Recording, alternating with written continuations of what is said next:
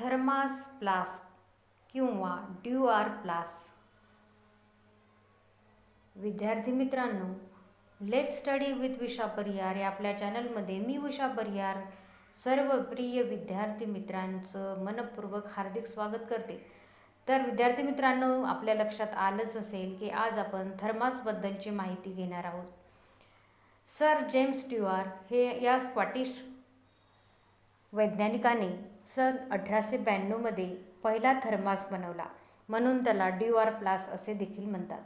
पण आपण regular daily रुटीनमध्ये त्याला थर्मास असेच म्हणतो. तर थर्मासचा उपयोग काय आपल्याला माहीतच आहे. चहा, कॉफी, दूध यासारखे पदार्थ काही काळासाठी गरम राहण्यासाठी किंवा सरबतासारखे पदार्थ थंड राहण्यासाठी वापरला जाणारा थर्मास आपल्याला माहीत आहे. थर्मासचे कार्य काय आहे? जेव्हा एखादा उष्ण पदार्थ फ्लास्कमध्ये ठेवला जातो तेव्हा आतील नळीच्या चकचकीतपणामुळे बाहेर जाणारी उष्णता पुन्हा आत परावर्तित होते, म्हणजेच तिचे प्रारण होत नाही.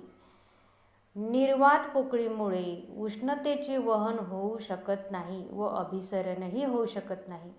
त्यामुळे उष्णता बाहेरील थंड भागाकडे संक्रमित होत नाही आणि आतल्या आत दीर्घकाळ राहते. तरीही थोडी उष्णता वरील झाकणाच्या बाजूकडून व काचेतून होणाऱ्या अल्पवहनामुळे बाहेर येतच असते. त्यामुळे 2-3 तासानंतर आतील उष्ण पदार्थ तेवढा उष्ण राहत नाही. परंतु विद्यार्थी मित्रांनो, काही तासपर्यंत तरी आपण आपल्या चहा, कॉफी, दूध यासारखे पदार्थ गरम ठेवू शकतो. म्हणजे सहसा आपल्याला हॉस्पिटलमध्ये किंवा बाहेर कुठेतरी नेण्यासाठी थर्मासचा उपयोग आपण करतो.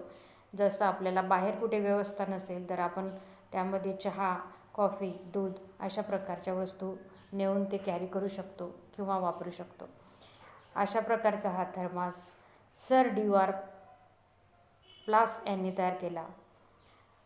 तर त्यांच्या ह्या शोधाचं खूप मदत आपल्याला होत असते आणि म्हणून लक्षात ठेवायचं आहे, पहिला थर्मास फ्लास्क सर ड्यूआर फ्लास्क यांनी तयार केला.